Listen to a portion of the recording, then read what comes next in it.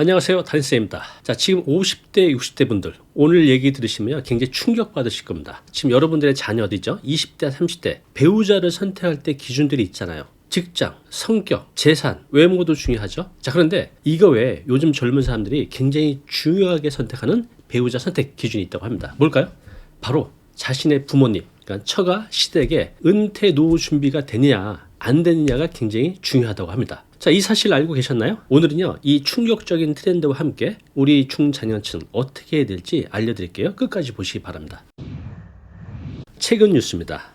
은퇴 설계 안 된 시댁 처가 싫대요. 결혼 조건으로 떠오른 부모님의 노후 준비. 네, 충격이죠. 양가 부모님의 노후 준비 상태를 배우자 선택 기준으로 본다는 겁니다. 이제 처음 들으면 충격적일 수 있겠지만 실제로 이런 일이 벌어지고 있습니다. 자, 왜 이런 현상이 나타나는지 알아보겠습니다. 자, 올해 2024년 기준으로요, 혼인 건수가 예전 줄고 있었잖아요. 근데 전년 대비 무려 20%나 늘었다고 합니다. 왜 늘었을까요? 네, 정부의 결혼 장려 정책, 특히 이제 주거 지원 덕분에 결혼이 늘어나고 있다고 합니다. 반가운 소식이죠. 자, 그런데 여기서 흥미로운 점이 하나 있어요. 좀 전에 말씀드린 대로 결혼 전제로 커플들이 이제 단순히 서로의 조건만 보는 게 아니라 양가 부모님의 노후 준비 상태까지 평가를 하고 있다는 겁니다. 자, 그렇다면 왜 이런 일이 벌어졌을까요? 자, 한번 데이터를 먼저 볼까요? 지금 현재 부모님 세대 평균 순자산 한 4억 5천만 원 정도 됩니다. 꽤 많아 보이죠? 그런데 여기에는 큰 문제가 있어요. 뭘까요? 네, 이 자산 4억 5천만 원 중에 거의 80% 이상이 부동산이라는 겁니다. 부동산. 자, 그러면 뭐가 문제죠? 네, 현금화가 어렵다입니다. 내가 부동산을 80%나 갖고 있다고 해서 여기서 생활비 나오는 거 아니잖아요. 그래서 생활비가 부족하죠. 자, 특히 지금 65세 이상 고령자 월 평균 연금 수령액이 65만 원밖에 안 돼요. 자, 그러면 현실적으로 노 부부 생활비 월 생활비가 한 250만 원 정도 되는데 많이 부족하죠. 턱없이 부족한 걸 알 수 있습니다. 자, 결국 이런 부모님의 경제적 불안정은요, 사진에서 보시듯이 자녀 세대에게 큰 부담으로 다가오고 있습니다. 자, 예를 들어서 부모님께서 노후 준비가 제대로 되어 있지 않다면 자녀들 입장에서는 결혼 후에도 부모님의 생활비를 지원해야 될 가능성이 매우 크죠. 그러다 보면 자녀들의 미래 준비는커녕 당장 자신들의 삶도 힘들어질 수 있다는 겁니다. 쉽게 말해서 젊은 세대는 이미 구멍난 배를 본 겁니다. 그 배에 올라타서 가기보다는 스스로 튼튼한 배를 만들려고 하는 거죠. 그래서 배우자 선택 시 부모님의 노후 생활 준비 여부가 고려사항이 된 겁니다. 자, 여기서 질문 하나 드릴게요. 여러분들 한번 생각을 해보시기 바랍니다. 자, 지금 통계치처럼 내 연금이 월 65만 원밖에 안 돼요. 자, 내 나이는 이제 은퇴를 다가오고 있고 나이가 50을 넘어서 60으로 가고 있습니다. 그런데 부부 최소 생활비 250만 원이 필요한데 이 부족한 한 180만 원? 이거 어떻게 충당하시겠습니까? 자, 여러분들 아이디어가 있으실 거예요. 고민도 하셨으니까 여러분들의 그 생각 어떻게 메꾸실 것인가, 그 생각을요 아래 댓글로 남겨주시기 바랍니다. 자, 그렇다면 지금 젊은 세대 어떻게 노후 준비하고 있을까요? 또 우리 부모 세대는 지금부터 무엇을 해야 될까요? 자세히 알려드리겠습니다. 자, 여기 보면 왜 부모를 안 모시려 할까? 네. 자, 요즘 젊은 세대가 부모를 모셔야 된다는 생각이 점점 하지 않는다 쪽으로 가고 있는 거 아시나요? 통계청에서 조사를 했어요. 40살 미만 응답자에서 부모님을 모셔야 된다? 라고 물었더니 10명 중에 2명만 모셔야 되지 않을까? 라고 생각했대요. 물어만 봤어요. 실제로 그 상황이 되면 모실 자식은 거의 없다는 겁니다. 그리고 모시지 않아도 경제적으로 지원할 의향이 있느냐라고 물어봤는데 고작 30%. 물어만 봤을 뿐인데 이 역시도 당장 내 부모님이 노후가 돼서 지원을 해야 될 상황이 된다고 하면 30%가 아니라 3%도 안 될 것 같습니다. 자, 근데 이것을 20대로 내려가면요 더 낮아집니다. 부모님을 모실 생각이 있느냐? 한 10%대? 이것이 지금 현실이기 때문에 앞으로 우리 국어 사전에서 효도 또는 부모님 공양 이런 단어가 사라질지도 모르겠습니다. 자, 그렇다면 우리 젊은 세대가 왜 이렇게 됐을까요? 자, 이것은 단순히 우리 젊은 세대가 이기적이어서가 아닙니다. 그보다는 시대가 바뀌었기 때문입니다. 자, 여러분도 아시다시피 젊은 세대는요 부모님의 경제적 어려움을 직접 목격하고 자랐습니다. 저도 그래요. 우리 부모님 세대가 보면 제가 경제로 자립할 때까지 부모 세대는 정말 허리띠 졸라매고 살아가는 모습만 보고 자랐어요. 굉장히 힘든 세대였죠. 자, 이렇게 젊은 세대가 부모님의 연금 부족, 또 부동산에 묶인 그 자산 구조, 또 지금 OECD 국가 최고의 노인 빈곤율까지. 자, 이런 현실 속에서 부모 부양이라는 전통적인 가치관이 약화될 수밖에 없는 겁니다. 자, 여기 보면 부모가 있습니다. 배에 구멍이 나서 물이 들어오고 있죠. 자, 쉽게 말해서 지금 젊은 세대는 이 사진처럼 이미 구멍난 배를 본 겁니다. 부모님 세대가 배에 물이 새고 있다는 걸 어릴 때부터 지켜본 거죠. 그런데 여러분이라면 어떻게 하시겠습니까? 이렇게 물이 새는 배에 올라타서 가만히 있겠습니까? 아니면 스스로 더 튼튼한 배를 만들어서 독립해서 안전하게 항해를 하겠습니까? 네, 지금 젊은 세대들은요, 부모님 배에 올라타서 같이 가라앉기보다는 자신만의 안전한 배를 만들어서 가겠다는 겁니다. 요즘 20, 30대 젊은 세대들은요, 자신의 삶을 꾸려가기도 벅찹니다. 취업난, 집값 상승, 이제 평생 벌어도 서울 수도권에 집 한 채 마련하기 힘듭니다. 또 미래에 대한 불확실성까지. 자, 이런 상황에서 부모님 부양까지 떠안으라고 하면 너무너무 부담스러울 수밖에 없겠죠. 자, 30대 여기 있는 직장인은 이렇게 말을 합니다. 저도 제 집 한 채 마련하기 힘든데 부모님 생활비까지 책임져야 한다면 네, 숨이 막혀요. 자, 여러분 공감이 되시나요? 자, 그러면 이런 현실 속에서 젊은 세대들은 어떻게 노후 준비를 하고 또 우리 부모님 세대는 지금부터라도 무엇을 해야 하는지 알려드리겠습니다. 자, 노후 준비를 일찍 하는 젊은 세대. 요즘 20, 30대 젊은 세대 있잖아요. 부모님 세대와는 완전히 다른 방식으로 조기에 노후 준비를 시작하고 있다는 거 알고 계셨나요? 자, 보통 이제 노후 준비라고 하면 50대 정도 되면 은퇴를 앞두고 하는 것이라고 생각하잖아요. 그런데 놀랍게도 지금 20대, 30대들은요. 젊어서부터 노후 준비를 하고 있다고 합니다. 정말 대단하지 않나요? 자, 지금 20대, 30대 데이터를 한번 보겠습니다. 자, 국민연금 가입률 무려 79%에 달합니다. 또 개인연금 가입률 23%. 저희와는 완전히 다르게 높은 가입률을 보이고 있습니다. 심지어 이것뿐만 아니라 지금 젊은이들은요, 주식, 채권, 또 부동산 재테크 같은 투자 비율도 점점 늘어나고 있습니다. 이들은요, 단순히 현재만 바라보는 것이 아니라 부모님 세대를 보고 배웠기 때문에 먼 미래까지 설계를 하고 있다는 겁니다. 그렇다면 왜 이들은 이렇게 노후 준비를 일찍 하고 있는 걸까요? 네, 앞서 말씀드렸듯이 이유는 간단해요. 바로 부모님 세대의 어려움을 보고 배운 겁니다. 연금만으로는 부족한 현실, 부동산에 묶인 자산구조, 또 100세 시대까지 오래 살아야 되는데 그 오래 살 돈이 필요한 거죠. 그러다 보니 나도 우리 부모님처럼 될 수 있겠다라는 위기감을 갖게 된 겁니다. 쉽게 말해서 젊은 세대는요, 이미 폭풍이 몰려오는 바다를 본 겁니다. 그래서 지금부터 튼튼한 배를 만들려고 하는 거죠. 우리 중장년층도요, 이런 준비 조금은 늦었지만 지금부터라도 하면 늦지 않았습니다. 자, 이쯤에서 다시 한번 여러분께 질문 하나 드릴게요. 자, 노후 생활비가 부족해요. 내가 연금이 100만 원인데 우리 부부 생활비 300만 원이라고 해볼게요. 200만 원 부족하잖아요. 그거 어떻게 메꿀 건가요? 주식 투자? 부동산 투자? 저축? 아니면 새로운 직업? 아니면 창업? 또 다른 방법이 있나요?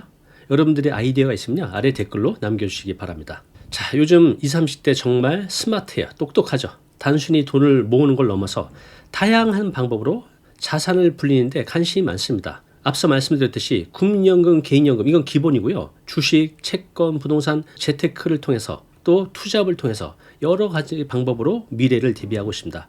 자, 여러분도 이런 젊은 세대 전략에 배울 점이 있다고 생각합니다. 자, 그렇다면 우리 부모님 세대, 저희 세대죠. 지금부터 어떤 준비를 해야 할까요? 자, 자세히 알려드릴게요. 끝까지 보시기 바랍니다. 부모 세대를 위한 조언, 지금도 늦지 않았다. 자, 지금 50대 전후 세대, 지금부터 하면 너무 늦은 거 아니야? 라고 걱정하는 분들 많을 텐데요. 단언컨대 지금도 늦지 않았습니다. 지금부터 할 수 있는 현실적인 노후 전략 준비 알아보겠습니다. 자, 여기 그래프가 있는데요. 0세부터 80세까지 나와져 있어요. 자, 여기 보시면 41살, 그죠? 통계적으로 보면 40대 초반이 우리 인생에서 소득이 가장 많을 때입니다.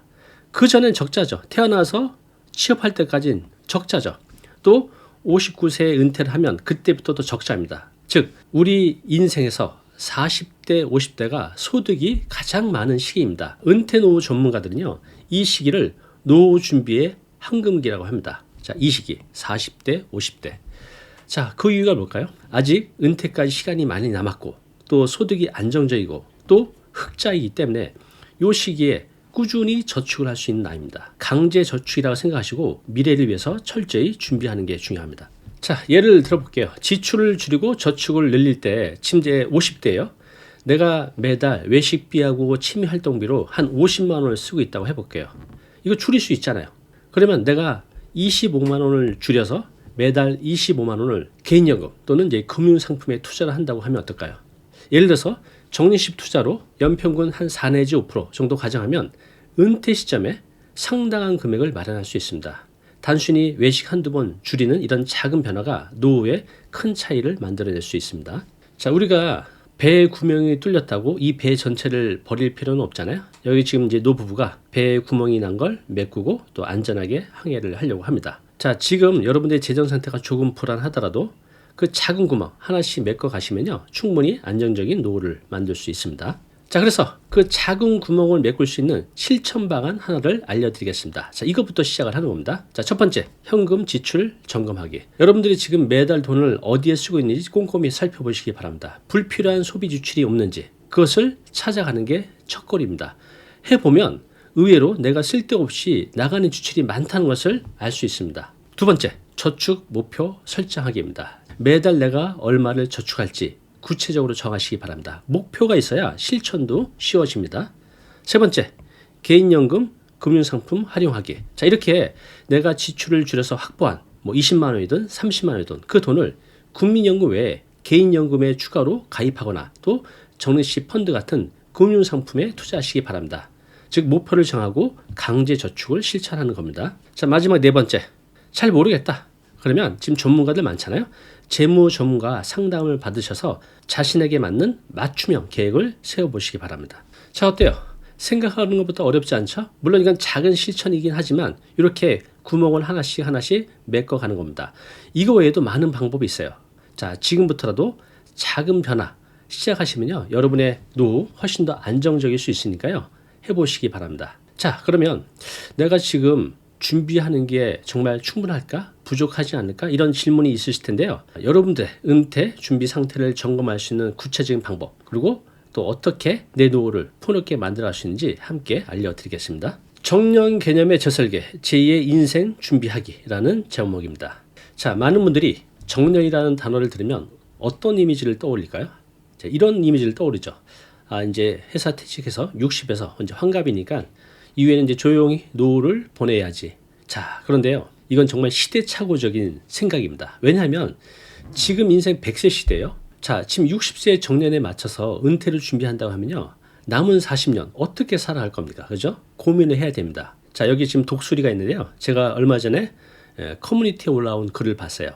자, 이걸 보면서 우리도 이 독수리처럼 살아야 되지 않을까라는 생각이 있었어요. 굉장히 저에게 공감을 주고 또 인사이트를 준 글인데요. 자, 읽어볼게요. 여러분도 한번 잘 들어보시기 바랍니다. 제목이 독수리의 새신입니다. 독수리는 모든 새 중에서 가장 오래 사는 새입니다. 독수리는 70년간 살 수 있는데 이렇게 장수하기 위해서는 중요하고 힘든 결단을 내려야만 합니다.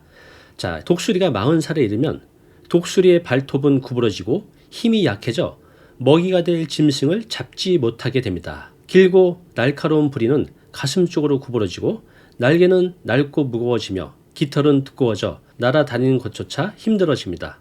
이 시기가 오면 독수리는 죽든지 아니면 150일 동안 길고 고통스러운 새신의 과정을 받아들이든지 두 가지 중 한 가지를 선택해야 합니다. 새신의 과정을 이루기 위해 높은 산을 향해 높이 날다가 더 이상 올라갈 수 없는 암벽에 머물러 둥지를 마련합니다.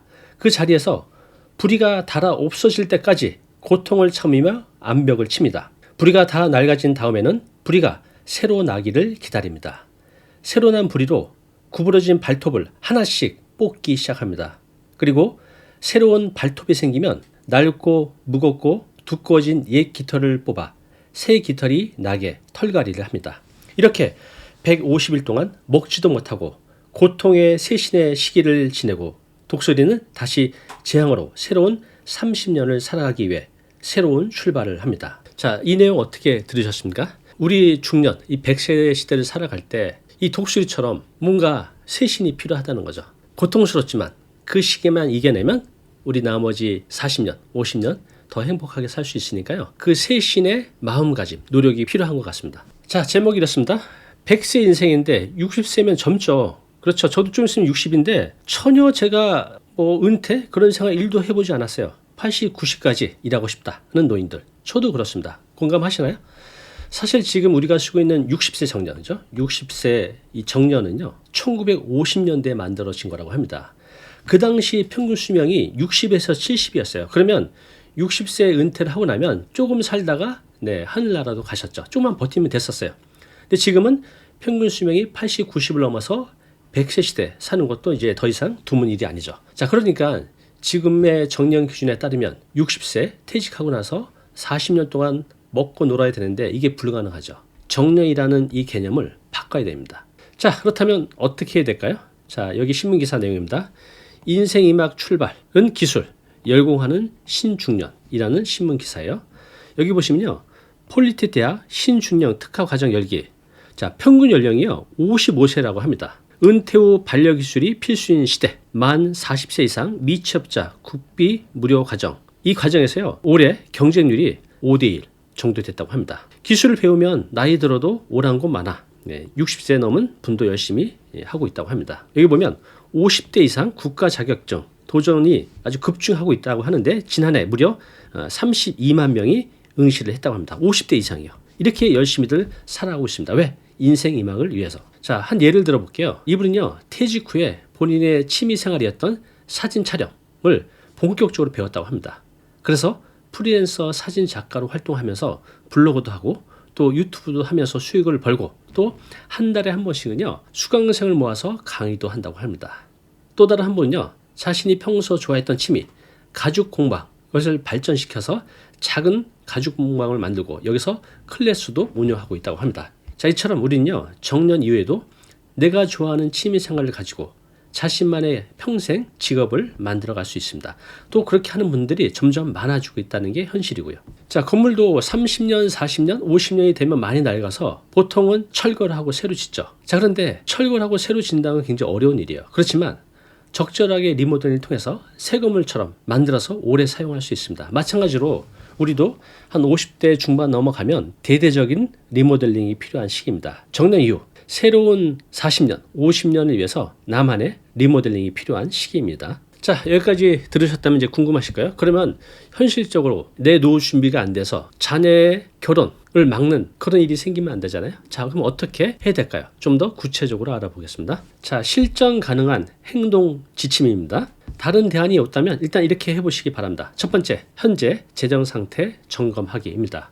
여러분들의 현금 흐름을 한번 파악해 보세요. 내가 매달 돈을 어디에 얼마나 쓰고 있는지 대충 많이 쓰는 것 같은데 라고 생각하셨다면 지금이 점검할 때입니다. 내 월 수입 또 지출 꼼꼼히 분석하는 게 첫걸음입니다. 자, 두 번째는요. 강제 저축 시스템 만들기. 자, 앞에서 내가 돈을 줄였어요. 50만 원 쓰던 거를 20만 원으로. 그러면 이 돈이 저절로 모이게 만들어야 됩니다. 어떻게? 강제 저축 시스템으로. 예를 들어서 내가 한 20만 원씩 줄였어요. 그러면 그것을 적립식 펀드에 투자한다고 한번 가정을 해볼게요. 예를 들어서 연평균 수익률이 5%. 그러면 이것을 10년간 모으면 약 3천만 원이 된다고 합니다. 자, 만약에 20만 원이라 내가 40만 원을 연 5% 수익률에 10년간 모으면 6천만 원이 되겠죠. 60만 원 하면 9천만 원이 되고. 이건 여러분들이 충분히 할 수 있는 거잖아요. 시간이 좀 많이 걸려서 그렇지 이것을 꾸준히 한다고 하면 내 노후가 굉장히 도움을 많이 받을 수 있다는 겁니다. 이것 때문에. 자, 마지막 세 번째는요. 어찌 보면 이것이 가장 현실적인 좋은 대안이 될 수 있을 거라 봅니다. 여기 보면 제목이 이렇습니다. 지게차, 굴착기, 전기, 방수, 조경기능사, 은퇴 후 몸값 올리는 자격증. 요즘 앞서 말씀드렸듯이 50대, 60대 중장년층들이 이런 자격증 공부에 엄청나게 많이 오고 있습니다. 지금 노량진 가보면 20대, 30대가 아니라 50대 이상이 더 많습니다. 그래서 정년 이후에도 새로운 일을 시작하거나 또 좋아하는 취미를 발전시켜서 수익을 창출시킬 수 있는 방법, 또 내가 자격증을 따서 평생 직업을 만드는 방법 한번 생각해 보시기 바랍니다. 지금 여기 50대 부부가 나무를 심고 물을 주고 있습니다. 우리 노후 준비가 마치 이거와 같은 것 같아요. 나무를 심고 물을 주면서 꾸준히 정성스럽게 키우는 거. 처음에는 결실이 없겠죠. 그렇지만 5년, 10년 열심히 물을 주고 가꾸면요. 어느 순간 이 나무에서 이렇게 열매가 자란다는 거죠. 매년 자랄 거 아니에요? 우리 노후 준비가 어렵습니다. 적절하게 준비하고 꾸준히만 한다면 적정한 시기에 이런 과실들이 열려서 매년 따먹을 수 있다는 겁니다. 그래서 중요한 건 지금 이 작은 나무를 심는 거예요. 이건 기본입니다. 이거 말고도 할 수 있는 것도 굉장히 많은데 이것부터 시작하는 거죠. 이 세 가지 실천만으로 여러분의 은퇴 후 삶이 크게 달라질 수 있습니다. 오늘 아주 충격적인 말씀을 드렸어요. 지금 20, 30대 젊은 자녀들이 결혼할 때 결혼 조건으로 내 처가, 내 시댁에 부모님이 노후 준비가 되어 있느냐 안 되어 있느냐가 결혼 조건의 굉장히 중요한 요소라는 겁니다. 적어도 우리 부모가 노후 준비가 안 돼서 내 자녀의 홍사길을 막으면 안 되잖아요. 그래서 자신을 위해서도 내 자식을 위해서도 지금부터 정말 마음 굳게 먹고 오늘 알려드린 방법으로 시작해 보시기 바랍니다. 그리고 여러분들 은퇴 준비, 노후 준비 어떻게 하고 계시는지 아래 댓글로 남겨주시기 바랍니다.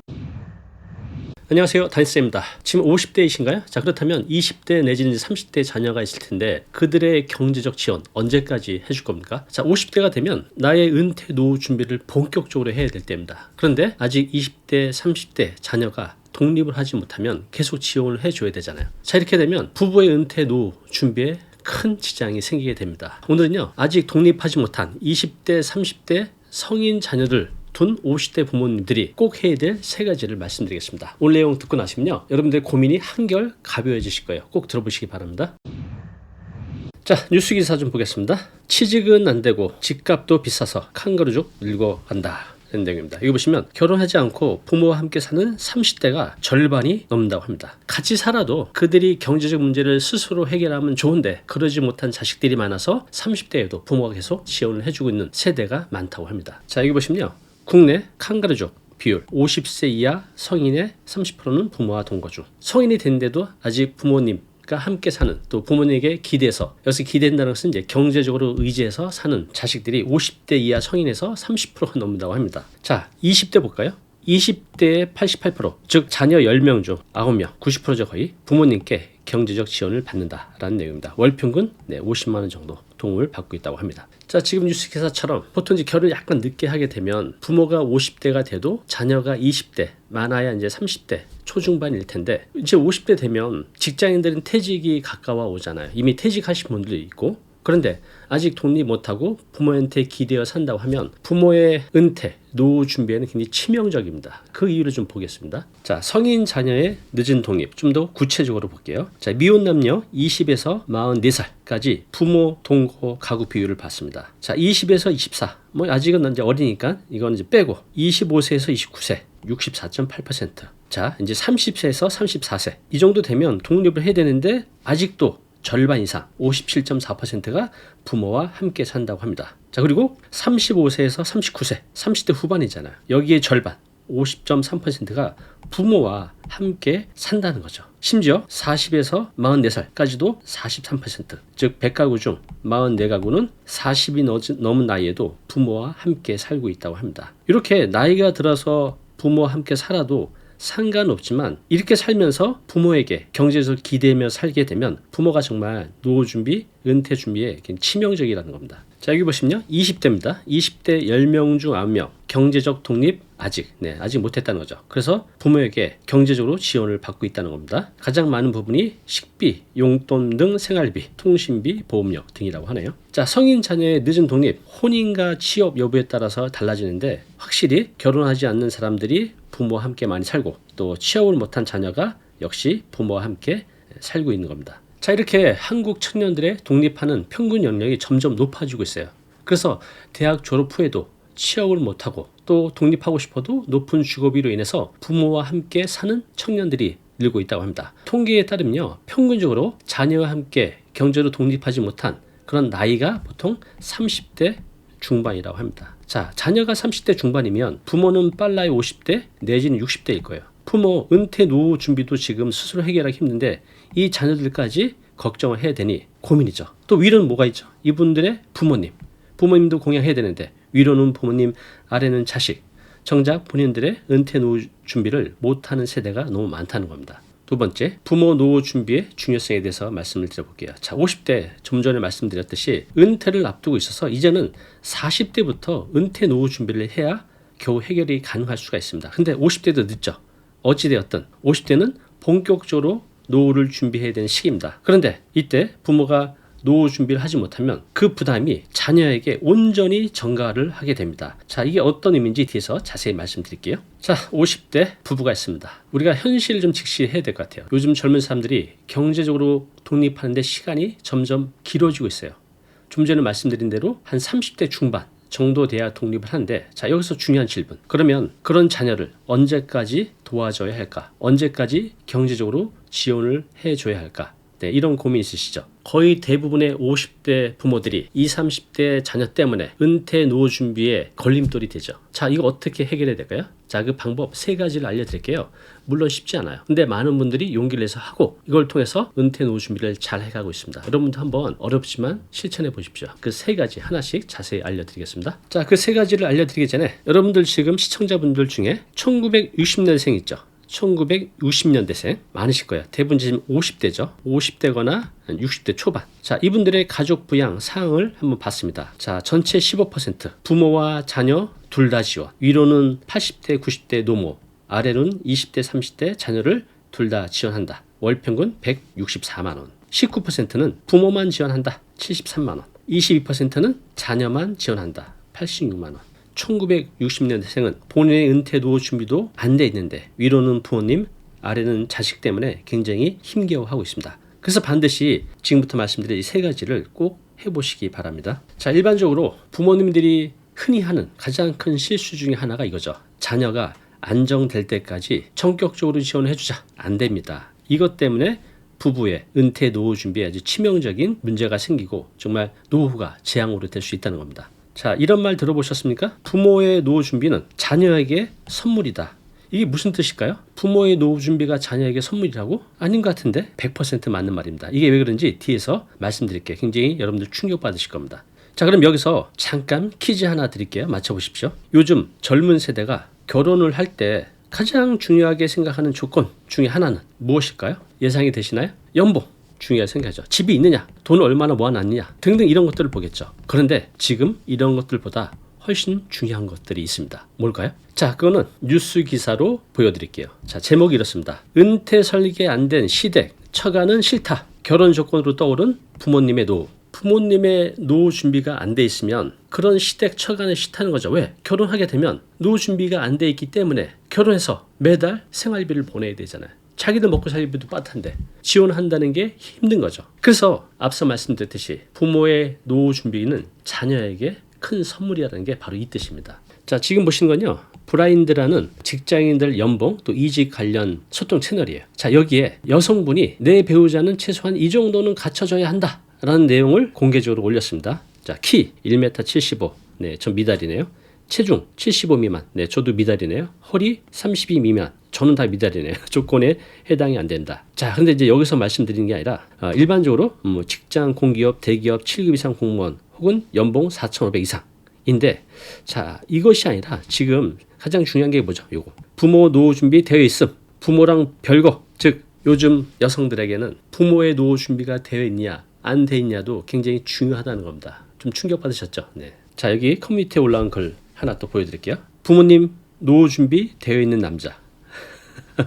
첫 번째로 올라와 있죠. 부모님 노후 준비 안 돼 있는 남자는 이제 결혼도 못 합니다. 그죠? 그래서 내 자식의 결혼을 위해서도 노후 준비를 해야 됩니다. 자녀에게 다 지원하다가 노후 준비 안 돼 있으면 그것 때문에 오히려 나중에 자식들이 불행해질 수 있다는 겁니다. 자, 두 번째, 성인 자녀 지원의 한계를 명확히 설정하는 겁니다. 자, 여러분, 성인 자녀 어떻게 도움을 줘야 할까요? 자, 여기서 중요한 것은요, 지원의 한계를 명확하게 하는 겁니다. 네, 여기 나오는 이분은 이 책의 저자인데 미국 템플대 로렌스 스타인버그라는 교수님인데, 이분이 이런 말을 했습니다. 이 책에서 성인 자녀에 대한 경제적 지원이 부모님의 은퇴 계획을 위태롭게 해서는 안 된다라고 명확히 얘기를 하고 있어요. 자, 이렇게 명확한데 이렇게 못하는 분들이 대부분이죠. 올 초에 상담 오셨던 여성분이 생각이 납니다.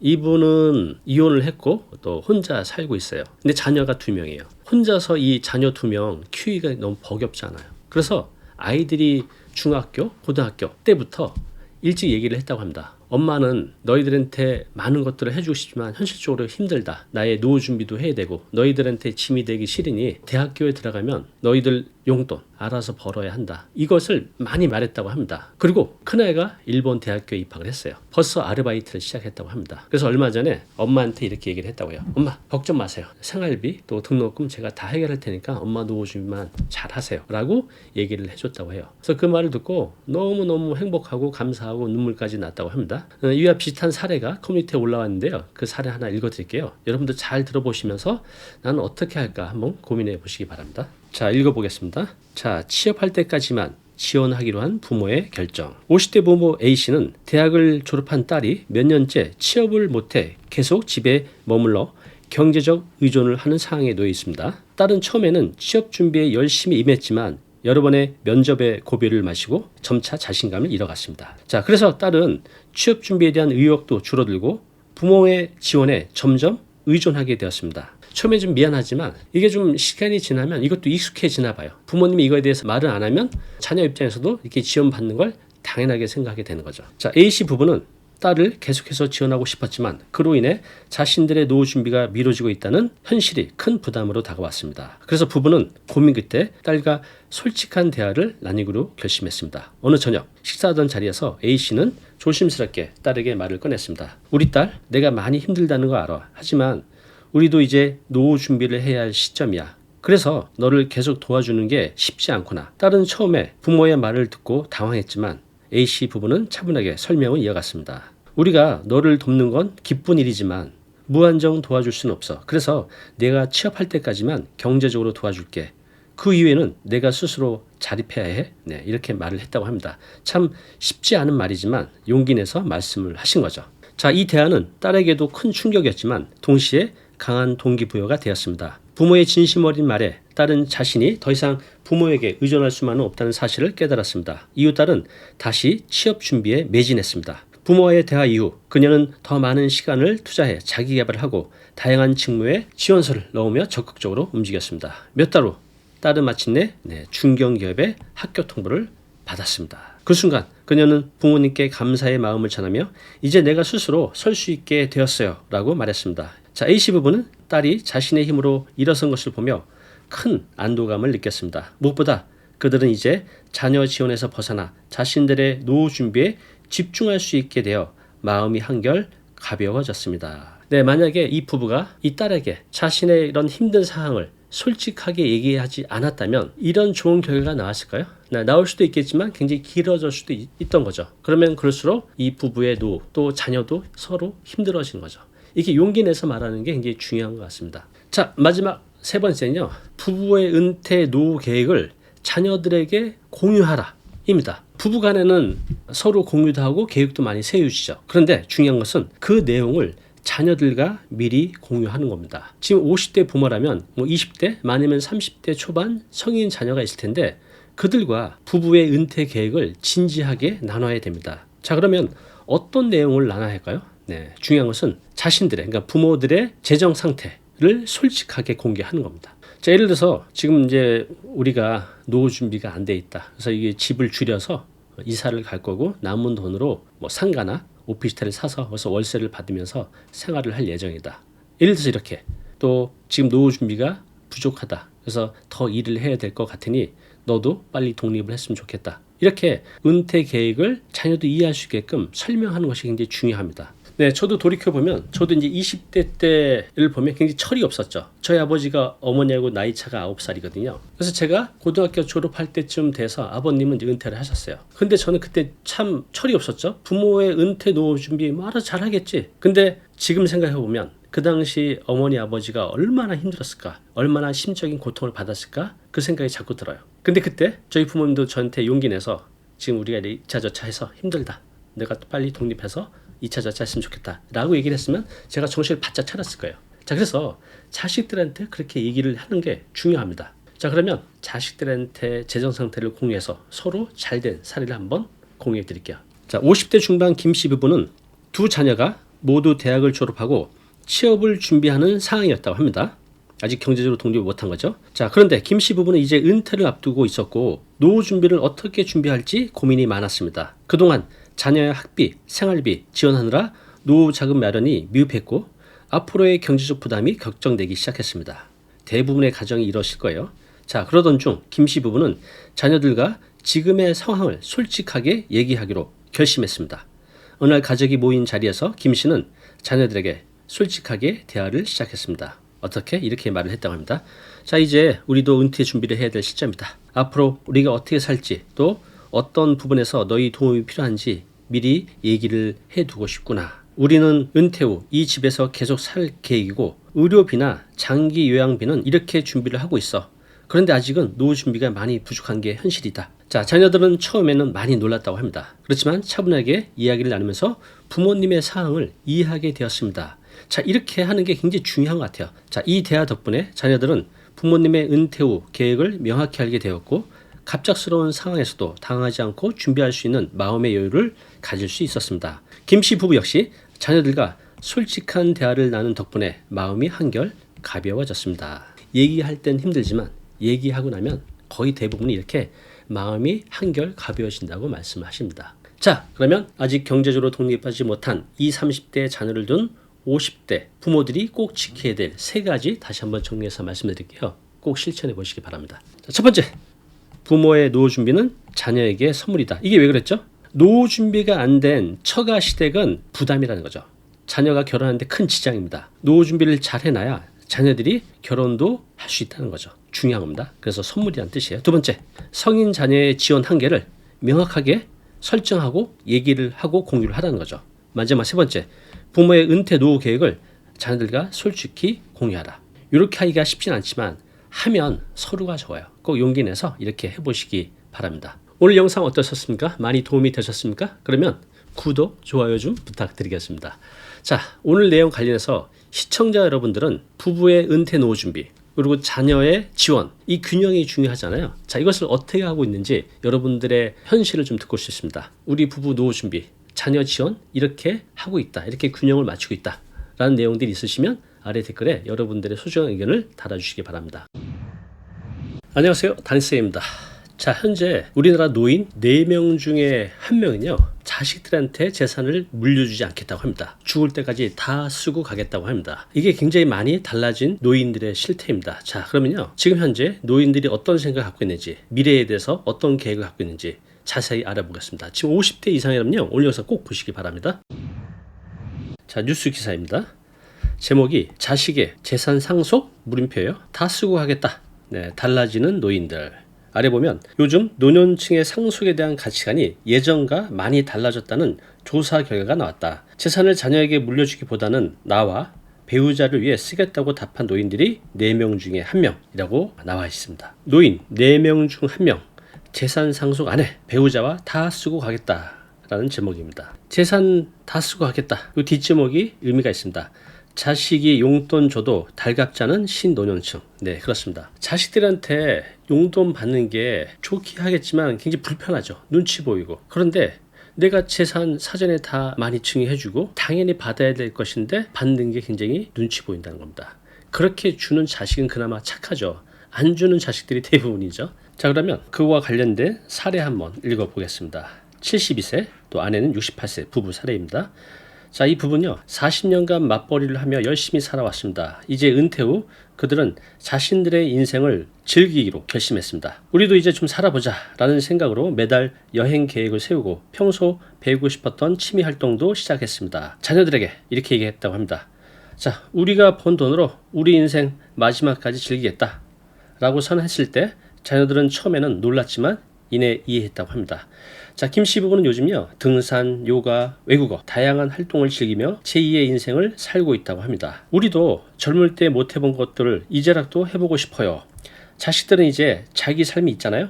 우리 돈으로 우리가 행복해지는 게 결국 자식들에게도 좋은 거라고 생각해요 라고 김씨가 말씀하셨습니다. 이들의 모습을 보는 주변 친구들도 나도 그렇게 살고 싶다며 부러워했습니다. 유럽이나 미국을 보면요 한 50대 중반을 기점으로 행복도가 쭉 떨어지다가 50대 후부터 급속하게 죽는 그날까지 행복도가 올라간다고 합니다. 이게 정상이에요. 근데 우리나라는 날이 가면 갈수록, 시간이 가면 갈수록 불행해진다고 합니다. 굉장히 기이한 그래프를 보여주고 있어요. 왜 그렇죠? 자식들한테 너무 몰빵해서 또 급속한 경제 발전으로 해서 이런 사회보장제도가 지금 미흡하죠. 뭐 이거 말고도 여러 가지가 있지만 그래도 그 첫 번째 원인은 자녀 지원 때문에 그렇습니다. 그래서 내가 노년에 건강하고 자녀들한테 용돈 받지 않고 눈치 보지 않고 내가 있는 돈으로 쓰면서 지으며 살면 얼마든지 행복한 노년을 보낼 수 있다는 겁니다. 자, 사례 하나 더 보겠습니다. 71세 남편, 아내 69세 부부 사례입니다. 평생을 교직에 몸담았던 부부는 은퇴 후 새로운 도전을 시작했습니다. 그들은 퇴직금과 연금으로 작은 카페를 열었습니다. 우리 나이에 무슨 사업이냐? 라는 주변의 우려도 불구하고 남은 인생 우리가 하고 싶었던 거 해보자 라며 도전에 나섰습니다. 카페 운영은 쉽지 않았지만 카페 운영을 하는 두 사람에게 이것은 새로운 삶의 활력을 불어넣었습니다. 돈을 떠나서 뭔가 일을 한다는 것이 삶의 활력이 생겼다는 거죠. 아들에게 증여하는 것보다 우리가 행복하게 사는 모습을 보여주는 게 더 중요해요 라고 이 씨는 말합니다. 주중에는 카페를 운영하고 주말에는 여행을 다니며 보람과 행복을 느끼며 살고 있어요. 자식에게는 증여는 안 할 거예요. 우리 부부 마음껏 쓸 만큼 마음대로 쓰고 우리 죽고 나면 남은 거 있으면 그때 물려준다는 거죠. 이런 신노년층들이 굉장히 많이 있습니다.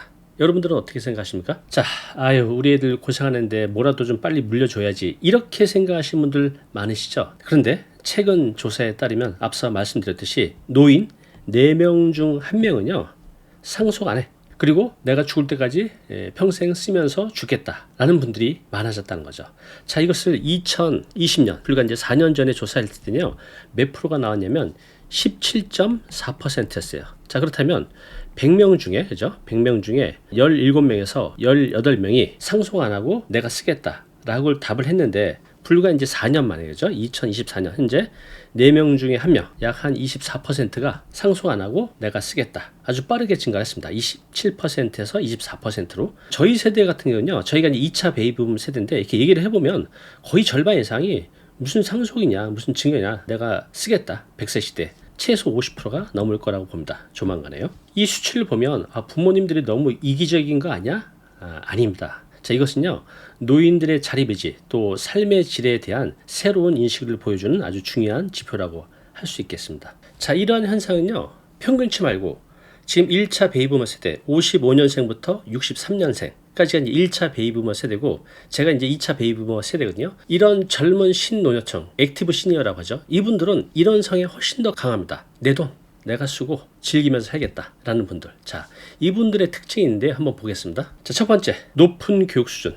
저희 부모 세대만 해도 평균 학력이 중학교도 채 안 됐을 겁니다. 저희 아버지도 그렇고 저희 어머니도 중퇴거든요. 그래도 저희 어머니 친구들 보면 국졸이 많아요. 그죠? 저희 부모 세대는 여성 같은 경우 특히 국민학교 또는 중학교 정도가 이제 학벌이죠. 자, 지금은요, 고졸 학력이 38.2%를 합니다. 굉장히 높아졌어요. 자, 두 번째, 경제적으로 굉장히 여유가 있어졌습니다. 저희 부모, 조부모 세대, 굉장히 어려운 세대를 살아갔잖아요. 애들 다 키우고 나면 남는 돈이 거의 없었습니다. 그런데 지금 노인들의 재산 말고 연간 소득, 매년 벌어들이는 소득 얼마나 될 것 같습니까? 3,469만 원. 매년 빠르게 늘어가고 있거든요. 그래서 점점 이런 1차 베이비부머 세대들이 교육 수준도 높고 경제적으로도 매우 여유가 높아졌습니다. 자, 세 번째, 가치관이 바뀌었습니다. 독립적으로. 저희 어머니 친구분들이 다 80대 초중반이거든요. 그분들 말씀하시는 거 옆에 들어보면 자식하고 함께 살겠다고 하는 분들은 거의 없어요. 내가 능력만 되고 건강하면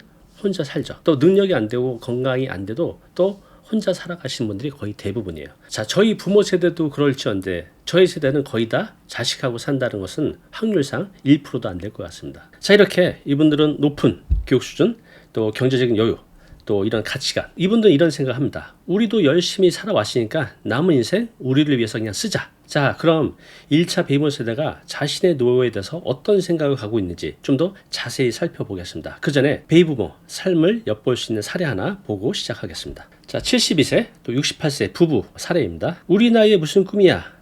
라는 말을 들을 때마다 김 씨는 빙그레 웃습니다. 꿈은 나이와 상관없죠. 오히려 지금이 꿈을 이룰 때예요. 라고 그는 말합니다. 아내도 고개를 끄덕이며 우리의 인생 2막이 이제 시작이에요 라고 덧붙입니다. 네, 그렇습니다. 여러분들 어떻게 생각하시나요? 지금 한 60 전후 되신 분들 정말 저도 이렇게 만나보면 꿈도 많고 목표도 많아요. 예전 노인 세대하고 이제 많이 다르죠. 자, 이 부분은요, 30년간 운영해온 작은 가구점을 정리한 김 씨 부부는 최근 자녀들에게 뜻밖의 선언을 했습니다. 어떻게 선언했냐면요. 자, 우리가 번 돈으로 우리의 꿈을 이루며 살기로 했어. 당장 너희들에게 유산은 남기지 않을 거야. 자녀들 입장에서는 좀 섭섭할 수 있겠죠. 처음엔 자녀들도 당황했지만 부모님의 행복한 눈빛을 보며 점차 이해하게 되었습니다. 자, 부부의 꿈은 캠핑카로 전국을 여행하는 것. 평생 꿈꿔온 이 여행을 위해 그들은 캠핑카를 구입했습니다. 매일 아침 새로운 풍경을 보며 일어나는 게 얼마나 행복한지 몰라요. 라고 부부는 말합니다. 요즘 이들은 SNS에 여행 일상을 공유하면서 많은 이들에게 영감을 주고 있습니다. 매일매일이 너무 행복해요. 활짝 웃으며 말합니다. 듣기만 해도, 그죠? 읽기만 해도 행복한데 당사자들은 얼마나 행복하겠습니까? 이분이 이렇게 말씀하셨습니다. 돈은 쓰기 위해 있는 거예요. 우리 세대는 자식 걱정에 자신의 꿈을 포기하곤 했죠. 하지만 이제는 우리의 행복도 중요해요. 라고 말씀하셨습니다. 자, 그렇다면 신노년층 1차 베이비부머 세대, 이분들은 어떤 특징이 있는지 좀 살펴보겠습니다. 여러분 한번 잘 보세요. 자, 첫 번째, 소득과 자산이 증가했고요. 교육 수준이 굉장히 높아졌습니다. 자, 여기 보시면 노인 가구 연간 소득이 앞서 말씀드렸죠. 3,469만 원. 자, 2020년 대비 14.6% 증가했습니다. 굉장히 많이 증가했죠. 자, 개인 소득도 2,164만 원. 4년 전에 비해 38% 증가했고요. 금융 자산도 4,912만 원. 자, 4년 전에 비해 무려 50% 넘게 증가를 했습니다. 자, 이 숫자 무엇을 의미할까요? 우리 부모님 세대 노년층보다 현재의 노년층이 훨씬 더 부유해졌다. 쓸 돈이 좀 많아졌다라는 것을 뜻합니다. 자, 두 번째, 교육 수준. 고졸 비율이 31.2%. 굉장히 높아졌습니다. 자, 이렇게 교육 수준이 높아진 노년층, 더 많은 정보, 또 더 많은 기회를 접할 수가 있죠. 자, 그래서 이것은 그들의 생활 방식과 가치관에 큰 영향을 줬습니다. 자식에게 몰빵하는 게 아니라 우리의 삶도 매우 중요하다. 라는 그런 가치관 말입니다. 자, 그래프 한번 볼까요? 노인 소득과 자산 추이인데요. 요 녹색은 소득이고 요 빨간색은 금융자산이에요. 소득도 매년 크게 늘어나고 있습니다. 금융자산도 크게 늘어났죠. 2011년, 2023년 한 12년 만에 소득은 거의 한 3배, 금융자산은 2배 정도 늘어났습니다. 자, 그리고 오른쪽은요. 노인들의 연간 가구 소득 추이를 보여주고 있는데요. 2008년, 2023년 보시면 빠르게 늘고 있습니다. 11년, 12년 만에 가구 소득이 2배 이상으로 늘었습니다. 자, 그리고 여기 보시면요. 2008년부터 2023년을 보여주고 있는데 이게 뭐죠? 파란색이 내가 가꾼 자산을 자신과 내 배우자, 부부를 위해서 쓰겠다는 비율이 2008년도에는 9.2%, 작년에는 24%, 즉 100명 중에 2008년도에는 9명이 우리 자신을 위해서 쓰겠다라고 했는데 지금은 100명 중에 무려 24명 이상이 자식이 아니라 우리 부부를 위해서, 나 자신을 위해서 쓰겠다라고 답변했습니다. 자, 그런데 요 24명, 요 수치가 제가 보기엔 한 5년만 지나면 거의 한 50%로 넘어가지 않을까 싶습니다. 왜? 신노년층의 생각들이 많이 바뀌어가고 있거든요. 자, 그리고 여기 보시면 자신의 상속을, 재산을 상속할 때 자녀들에게 골고루 나눠주겠다라는 부분이 아직도 50%가 넘지만 자신들을 위해서 쓰겠다는 분들이 24%, 4명 중에 1명. 그런데 이것이 빠르게 늘고 있다는 겁니다. 자, 그리고 노인들이 여유 있어졌어요. 가구 소득도 늘었죠. 개인 소득도 늘었죠. 금융 자산도 늘었죠. 부동산 자산도 늘었습니다. 네, 다 늘고 있어요. 그래서 여유가 있고 그 여유 있는 돈으로 삶을, 노후를 즐기면서 살는 분들이 많아지고 있습니다. 또 학력도 굉장히 높아졌죠. 여기 보시면 2008년도에 보시면 초중고 비율이 그렇게 높지 않았는데 빠르게 학력들이 높아져 가고 있죠. 이 학력이 높아질수록 자신의 삶에 대해서 좀 더 애착을 가지고 즐기려는 성향이 강해진다는 거죠. 자, 두 번째는요. 가치관의 변화입니다. 가치관이 많이 바뀌었어요. 지금 세상이 그냥 손바닥 뒤집히듯이 확확 바뀌고 있잖아요. 이들의 생각도 크게 바뀌고 있습니다. 자, 보겠습니다. 자, 재산 상속에 대한 인식. 좀 전에 말씀드린 대로 자신과 배우자를 위해 모두 쓰겠다 라는 부분이 24.2%, 불과 4년 전에 비해서 크게 늘어났죠. 이때 17.4%에서 지금은 24.2%로 크게 늘었습니다. 자, 이것이 무엇을 의미할까요? 자식보다 나 먼저. 이런 노년층의 생각들이 강해지고 있습니다. 자, 퀴즈 하나 내겠습니다. 여러분도 한번 맞춰보세요. 자, 노인들의 가치관의 변화를 보여주는 겁니다. 자신이 노인이라고 생각하는 나이는 물어봤습니다. 당신은 몇 살 정도가 되면 노인이라고 생각하세요? 네, 1번 60세 이상, 2번 65세 이상, 3번 70세 이상, 4번 72세 이상. 저희 부모 세대만 해도 만으로 60세가 되면 환갑잔치를 했습니다. 저희 아버지를 가만히 보면 60세가 되면 본인이 할아버지라고 노인이라고 받아들였어요. 무난하게. 근데 요즘 사람들 60이면 청춘이죠. 그렇다면 요즘 노인들은 내가 몇 살이면 노인이라고 생각할까요? 답은 4번. 72세입니다. 지금 신노인들은요, 자신이 70이 넘어도 전혀 노인이라고 생각하지 않아요. 이게 이제 평균치인데, 제가 어떤 신문에서 봤을 때는요, 거기 조사는 78세로 나왔어요. 내가 78세가 돼야, 내가 노인이구나, 라고 받아들인다는 거죠.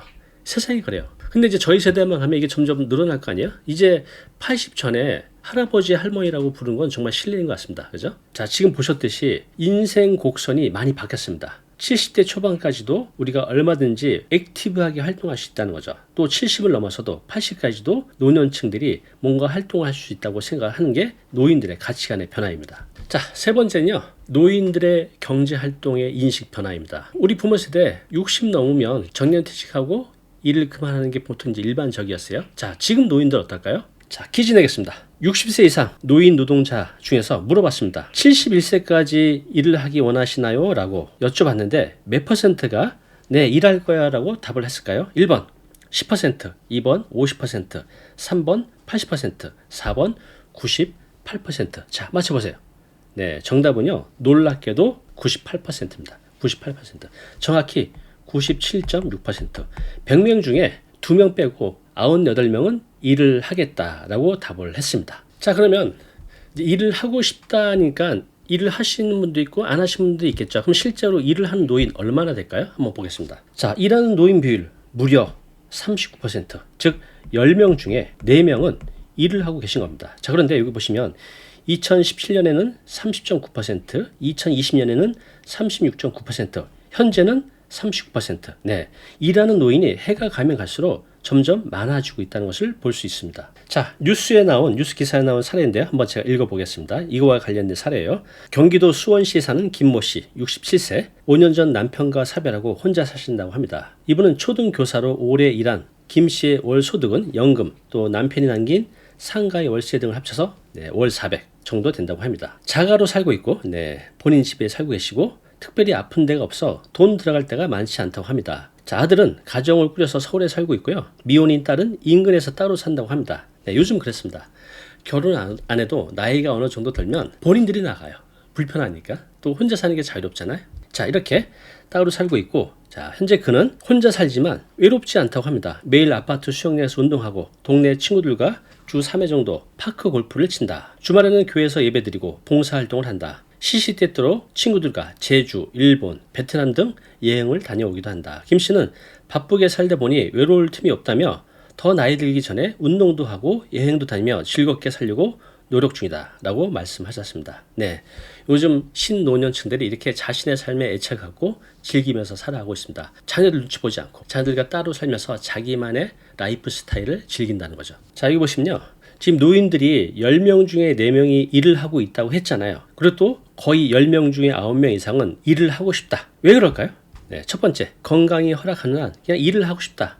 그러니까 돈이 필요해서가 중요하지만 이거보다 더 많은 비율이 돈도 좋지만 일 자체를 하고 싶다라는 노인들이 많아지고 있습니다. 자, 네 번째는요. 혼자 사는 노인들이 급증하고 있다는 겁니다. 자, 보겠습니다. 자, 1인 가구 독거노인, 혼자 사는 노인의 비율이 무려 32.8%.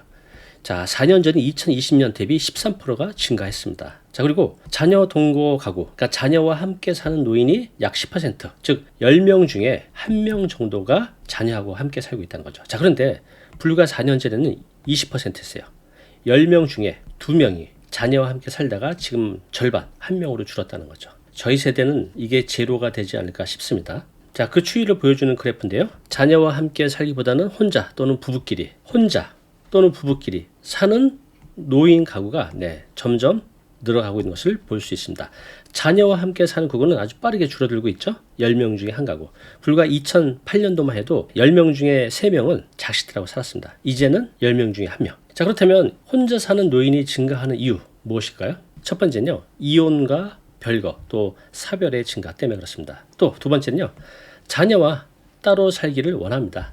저희 어머니 친구분들 보면 딱 알아요. 자녀들하고 같이 살고 싶어하는 분들은 한 명도 없어요. 여러 가지로 불편하죠. 세 번째, 개인주의 가치관의 확산. 내 삶은 내가 책임지라는 인식이 굉장히 강화되고 있습니다. 자, 그래서 이렇게 혼자 사는 독거노인들이 빠르게 증가하고 있습니다. 네, 들어보시니까 어떠십니까? 많이 공감이 되시죠? 특히 이제 60 전후에 계신 분들은 오늘 내용이 많이 공감이 되실 거예요. 그렇지만 자녀들에게 이렇게 말하기가 아직은 좀 힘드신 분도 있을 텐데요. 예, 용기 내서 하십시오. 자식들은 젊고 기회가 많아요. 우리 열심히 살아왔잖아요. 재산이 내가 많은 모르가 그렇지 않으면 본인들의 삶을 누리십시오. 100세 시대요. 너무나 깁니다. 우리가 움직이신 나이가 또 이렇게 길지 않잖아요. 80만 넘어가도, 한 70대 중반만 넘어가도 어디 여행 다니기 쉽지 않아요. 그러니까 지금 젊으실 때 많이 누리시고 즐기시기 바랍니다. 자, 다니TV 시청자분들이 대부분 50대 층이 많은데요. 여러분들은 오늘 내용을 들으면서 나의 노년, 또 자식들한테 증여든 상속이든 이런 부분에 대해서 어떻게 생각하십니까? 또 본인과